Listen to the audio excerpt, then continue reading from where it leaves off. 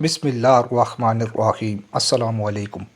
ابو محمد الخشاب غوری سے مروی ہے کہ ایک جلاحے کا گزر ایک طبیب پر ہوا۔ اس نے دیکھا کہ وہ کسی مریض کو دوائی کے طور پر عرق گلاب اور تمر ہندی تجویز کر رہا ہے۔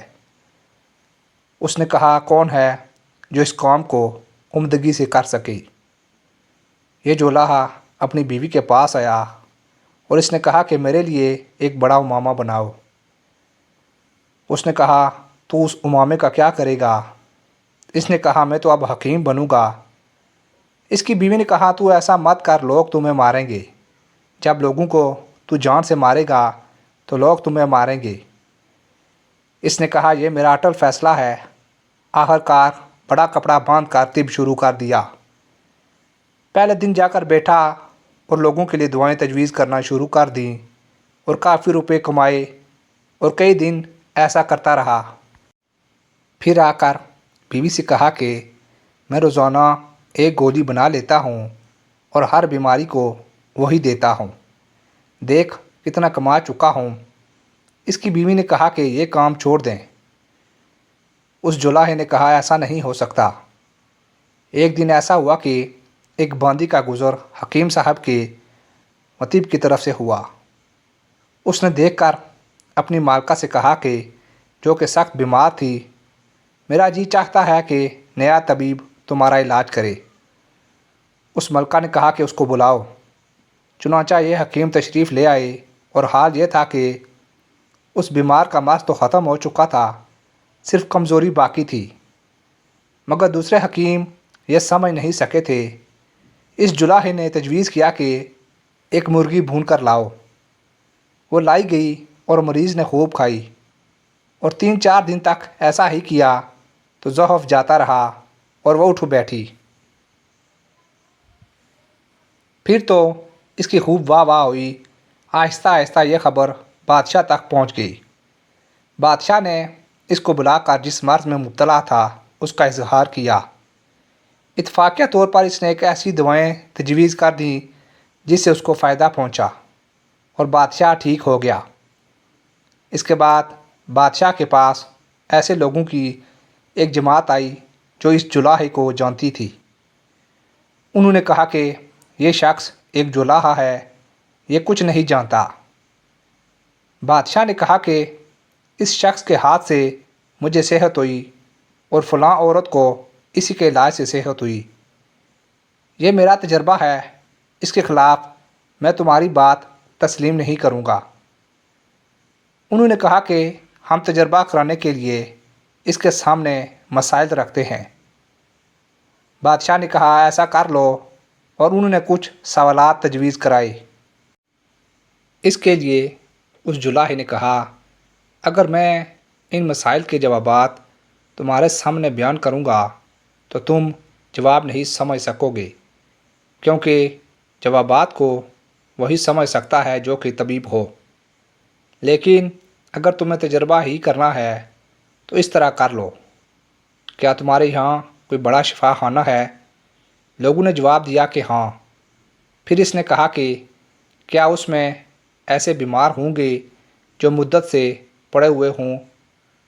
لوگوں نے کہا ہاں ہیں۔ اس نے کہا کہ بس میں ان کا علاج کرتا ہوں، تم دیکھتے رہ جاؤ گے کہ سب کے سب چند دن میں عافیت کے ساتھ اٹھ کھڑے ہوں گے۔ اس علاج کے بعد کیا میری قابلیت کے اظہار کے لیے کوئی دلیل اس سے بڑی ہوگی؟ لوگوں نے کہا کہ نہیں۔ چنانچہ سب شفا خانے کے دروازے پر پہنچے۔ اس نے لوگوں سے کہا کہ تم سب یہاں بیٹھو، میرے ساتھ اندر کوئی نہ آئے۔ اس کے ساتھ صرف ایک شفا خانے کا افسر تھا اور اندر داخل ہو گئے۔ اس جولاحے نے اس افسر سے کہا کہ جو کچھ میں عمل کروں تو نے کسی کے سامنے کچھ نہیں کہنا۔ اگر تو نے کسی کے سامنے اس کا اظہار کیا تو میں تجھے پھانسی دلاؤں گا۔ اگر تو خاموش رہا تو میں تجھے مالا مال کر دوں گا۔ اس افسر نے کہا کہ میں خاموش رہوں گا، اور افسر سے حلف بالطلاق دلایا۔ پھر اس سے پوچھا کہ تیرے پاس شفا خانے میں تیل موجود ہے؟ اس نے کہا ہاں۔ کہا کہ لے کر آؤ۔ وہ بہت سا تیل لے کر آیا۔ اس جولاہے نے تمام تیل ایک بڑی دیگ میں ڈالا اور اس کے نیچے آگ جلائی۔ جب تیل خوب جوش مارنے لگا تو مریضوں کی جماعت کو آواز دی۔ اس میں سے ایک مریض سے کہا کہ تیری بیماری صرف اسی سے دفع ہو سکتی ہے کہ تو اس دیگ میں بیٹھ جائے۔ مریض اللہ کو یاد کرنے لگا، اے اللہ تو ہی مددگار ہے۔ حکیم جی نے کہا تجھے یہ تو کرنا ہی پڑے گا۔ اس مریض نے کہا مجھے تو شفا ہو چکی تھی، بس معمولی سا سر میں درد تھا۔ حکیم نے کہا کہ پھر تو یہاں کیا کر رہا ہے؟ جب اچھا ہو گیا ہے تو تجھے جانا چاہیے تھا۔ اس مریض نے کہا بس یوں ہی، کوئی خاص وجہ نہیں تھی۔